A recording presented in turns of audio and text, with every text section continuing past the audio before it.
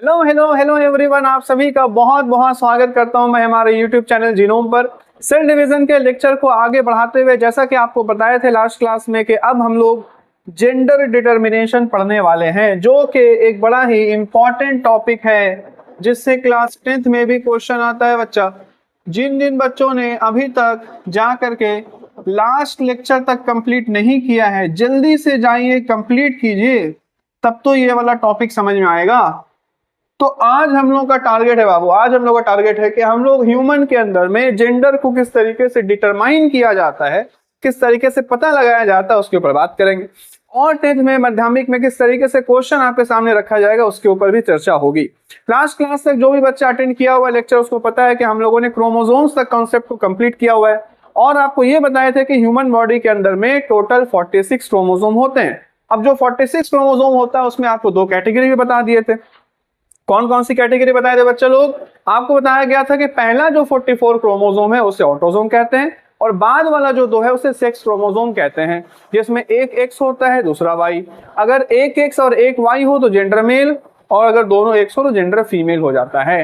Board में अक्सर एक क्वेश्चन आता है, उसी क्वेश्चन के साथ हम आपका आज का क्लास स्टार्ट करेंगे। बोर्ड का क्या क्वेश्चन रहता है सर? बोर्ड का क्वेश्चन रहता है, क्वेश्चन ध्यान से सुनिएगा, ठीक है। बोर्ड का क्वेश्चन रहता है कि अक्सर हम लोगों की सोसाइटी में, ठीक है, बड़ा क्वेश्चन है, आपको वर्बली बता देते हैं फिर उसको छोटा करके लिखेंगे। बोला जाएगा कि अक्सर हम लोगों की सोसाइटी में महिलाओं को यानी कि फीमेल्स को लड़की बच्चे की पैदाइश के लिए, जन्म के लिए जिम्मेदार माना जाता है। ऐसा कहा जाता है हम लोगों की सोसाइटी में कि अगर कोई लड़की हुई है, अगर कोई बेटी हुई है तो इसका रिस्पॉन्सिबल उसकी माँ है। तो आपको एक क्रॉस की मदद से दिखाना है साइंटिफिकली कि ऐसा नहीं है। ये माध्यमिक में क्वेश्चन आ चुका है, इसको केस बेस स्टडी का क्वेश्चन कहा जाता है। तो किस तरीके से आपको ये क्वेश्चन सॉल्व करना है ये हम आपको बताते हैं।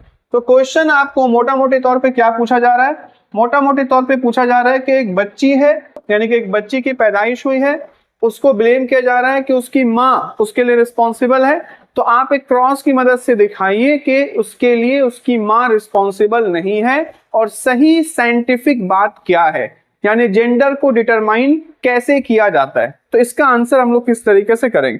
तो क्वेश्चन को यहां से हटा देते हैं, क्वेश्चन समझ में आ गया होपफुली। आंसर इसको किस तरीके से करेंगे इसको देख लीजिए, अच्छे से समझिएगा, एक एक पॉइंट को समझिएगा। कोई भी कंफ्यूजन हो तो कमेंट कीजिएगा, आपके प्रॉब्लम को दूर किया जाएगा। लेट्स अज्यूम कि ये एक ह्यूमन मेल है। क्या मान लेते हैं हम लोग इसको कि ये एक ह्यूमन मेल है। ह्यूमन मेल थोड़ा अच्छे से समझोगे बाबू, ठीक है। ये है मेल और ये है एक ह्यूमन फीमेल। Human female.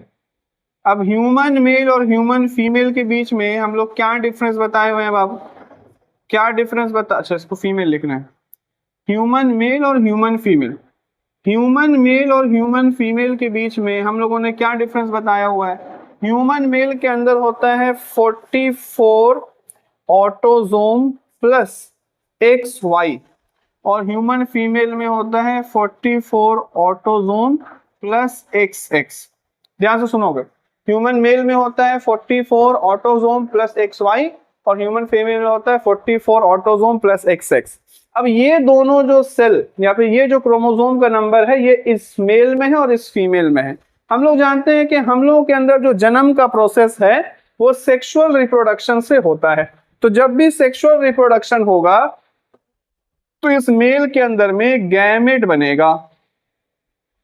जब भी सेक्सुअल रिप्रोडक्शन होगा तो इस मेल के अंदर गैमेट बनेगा, इस फीमेल के अंदर भी गैमेट बनेगा। अच्छे से समझिएगा, मेल का जो गैमेट होता है, मेल का जो गैमेट होता है बच्चे लोग, उसको हम लोग बोलते हैं स्पर्म।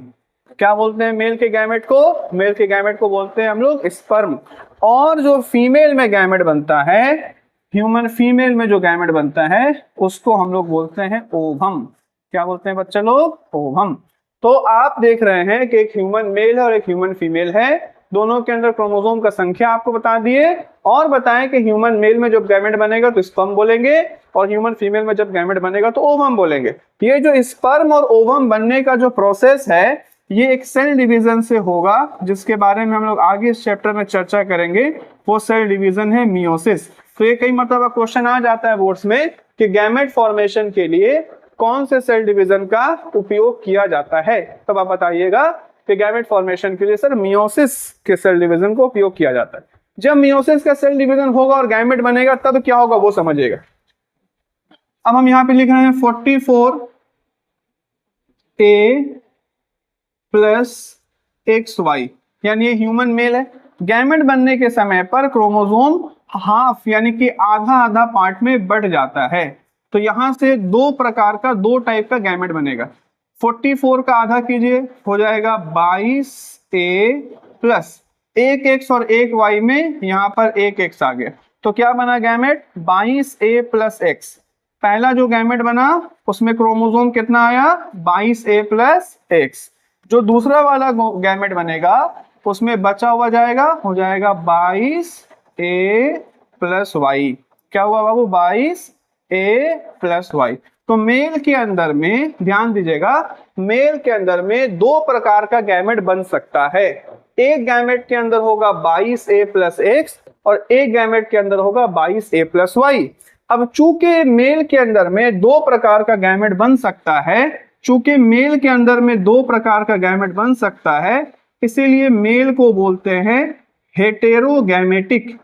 मेल के एक शब्द का उपयोग करेंगे, क्या शब्द होगा बाबू वो होगा हेटेरोगैमेटिक। हेटेरो के मतलब अलग अलग, भिन्न, गैमेट बनाने वाला, दो प्रकार के गैमेट बनाने वाला। कौन है दो प्रकार के गैमेट बनाने वाला? ह्यूमन मेल की ह्यूमन फीमेल।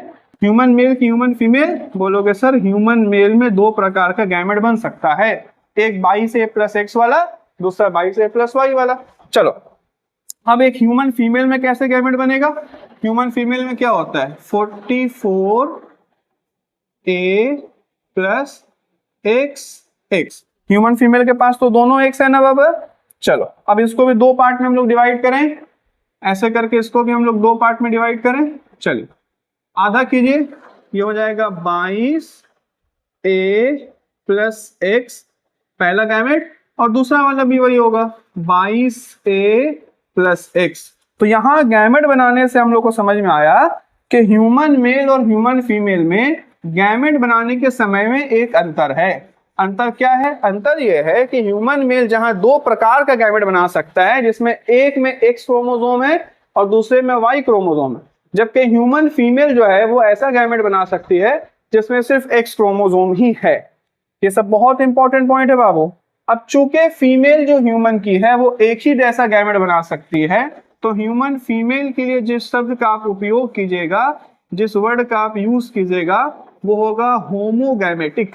क्या बोलेंगे? होमोगैमेटिक। होमो के मतलब सेम, गैमेट का मतलब गैमेट।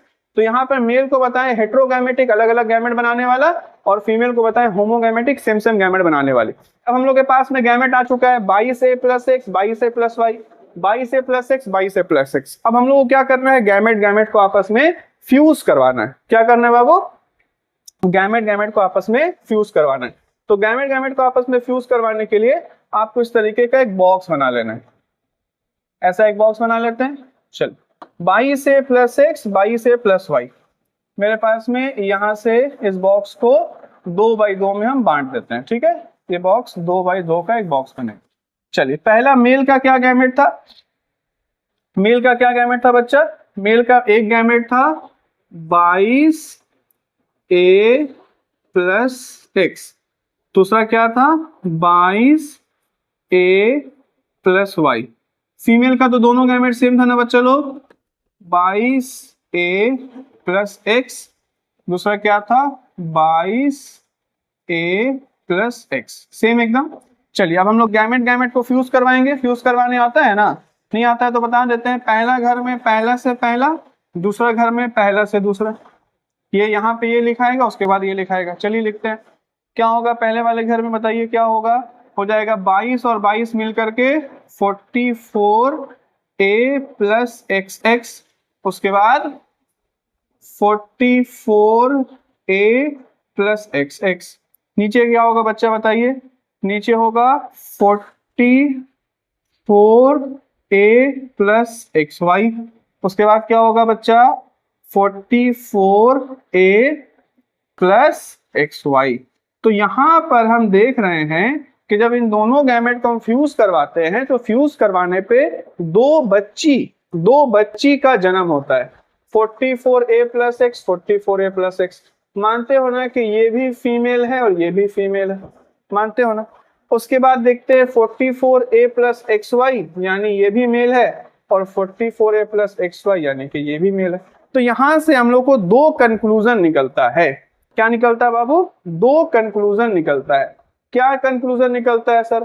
पहला कंक्लूजन ये निकलता है कि जब भी गैमेट बनेगा और गैमेट का फ्यूजन होगा, क्या कंक्लूजन निकलता है कि जब भी गैमेट बनेगा और गैमेट का फ्यूजन होगा, ऐसे केस में 50% लड़की होगी और 50% लड़का होगा। यानी कि गैमेट के प्रोबेबिलिटी के अनुसार, गैमेट के प्रोबेबिलिटी के अनुसार 50% लड़की होगी, जैसा कि आप देख सकते हैं यहाँ पर, और 50% लड़का होगा, जैसा कि आप देख सकते हैं यहाँ पर। यानी कि नेचर ने हम लोगों को किसी भी जेंडर में ऊपर या नीचे नहीं रखा है। जब भी गैमेट बनेगा, जब भी फर्टिलाइजेशन होगा, तो चांसेस 50-50% के ही होंगे।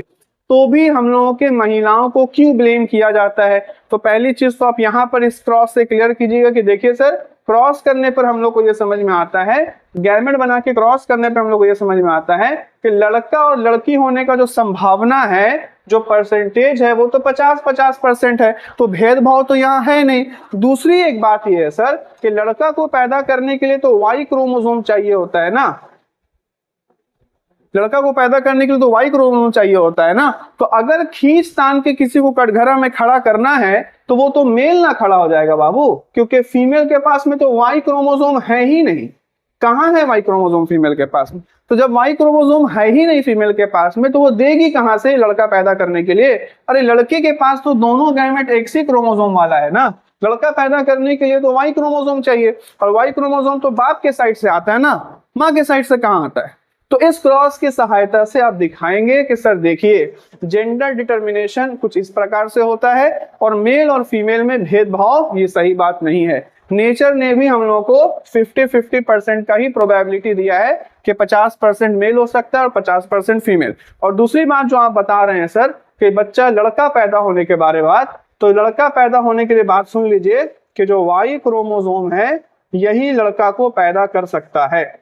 जो वाई क्रोमोसोम है इसी से लड़का पैदा होता है। और आपको ये पता होना चाहिए सर कि जो वाई क्रोमोसोम है, जो वाई क्रोमोसोम है, उसका डोनर, उसका जो डोनर है वो बाप होता है। वाई क्रोमोसोम का डोनर कौन होता है? वाई क्रोमोसोम का डोनर बाप होता है, मां डोनर नहीं है वाई क्रोमोसोम। तो अगर किसी को खींच तान के खड़ा करना है तो बाप को के लिए।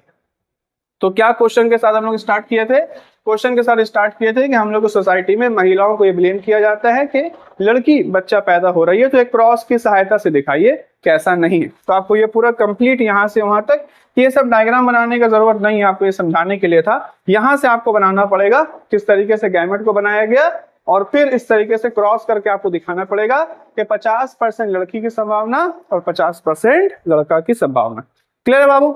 तो हम लोग जेंडर डिटर्मिनेशन का टॉपिक कर चुके हैं कंप्लीट। मिलेंगे नेक्स्ट क्लास में और फिर स्टार्ट करेंगे सेल डिवीजन के टॉपिक को, जहां पर फटाफट से जल्दी अब हम लोग को आगे बढ़ना है। ए माइटोसिस, माइटोसिस, मियोसिस को पढ़ेंगे। इस पूरे टॉपिक में अगर कोई कंफ्यूजन है तो कमेंट कीजिए। आज के लिए इतना ही, बहुत बहुत शुक्रिया।